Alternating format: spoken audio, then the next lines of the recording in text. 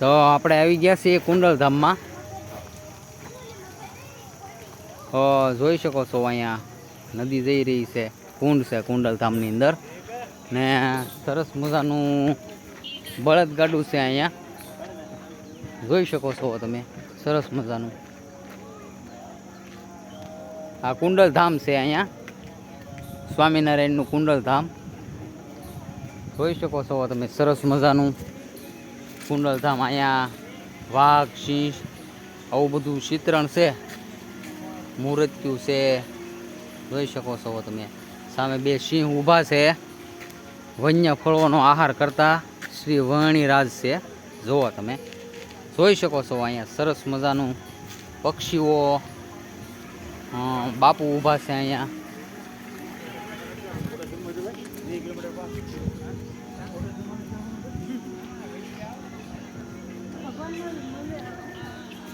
જોઈ શકો છો અહીંયા સરસ મજાનું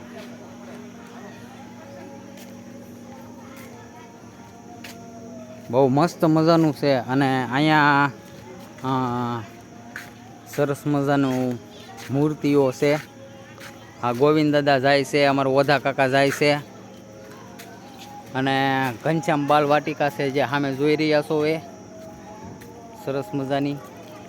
અને હવે આપણે અહીંયા હું પહેલાં આવ્યો હતો તેથી મોટા મોટા હાથી હતા, એ પણ જોઈશું આપણે. સરસ મજાનું. અને જોઈ શકો છો મહાદેવની મૂર્તિ બહુ જબરજસ્ત મોટી, જબર ભક્તેશ્વર મહાદેવ કુંડલધામ જોઈ શકો છો તમે. અને પાણી પણ ભર્યું છે નદીની અંદર.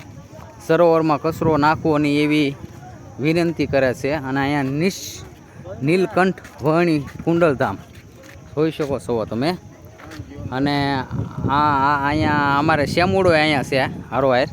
શેમુડો બે શબ્દ કહે છે, કહેતો ભાઈ બે શબ્દ. ક્યાં આવ્યા છો તમે? કુંડલધામ આવ્યા એમ કહે છે. અને આ જગ્યામાં આવીને તમને કેવું લાગ્યું?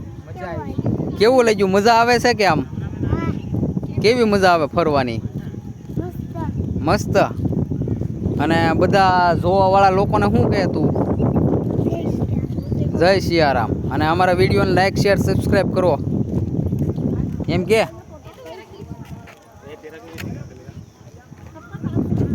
ઘોડે રાખે શેમુડા, એકલો રહી જઈશ તું. હવે શેમુડો પાછળ રહી ગયો છે, એ દોડતા દોડતા આવે છે. હવે જુઓ તમે બધા, સરસ મજાનું સંપો છે, જોઈ શકો છો. અહીંયા ડસ્ટબિન છે.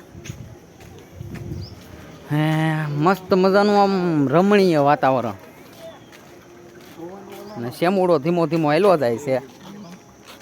અને હવે હાથી આવી ગયા છે મોટા મોટા, જોઈ શકો છો તમે. અહીંયા હાથીના દર્શન કરી લો. એટલે એ ગણપતિ દાદા હાથી, એટલે જોઈ શકો છો તમે. અને સાહિત્ય સ્ટોલ, સ્થળ ભેટ, મંગલમ કાર્યાલય જોઈ શકો છો. સરસ મજાનું ધામ છે કુંડલધામ. ગોવિંદ દાદા ઊભા છે અને ઓધા કાકા ઊભા છે અમારે. તો